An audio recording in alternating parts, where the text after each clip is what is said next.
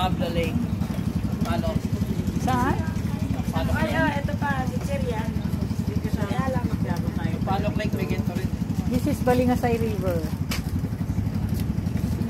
Balingasay.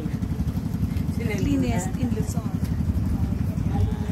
The cleanest in Luzon. Oo, the cleanest, ano? The cleanest river River in Luzon. in Luzon. Nabasa lang niya yan doon. Nabasa mo talaga? Oo, napasa. Hindi, totoo naman, tingnan mo ang linis, oh. Kaya nga niya sabi yan, nabasa Di ba? niya yan. Di ba ang linis? Ang linis-linis ng river na to. Tama lang yung ano, isang ganun lang.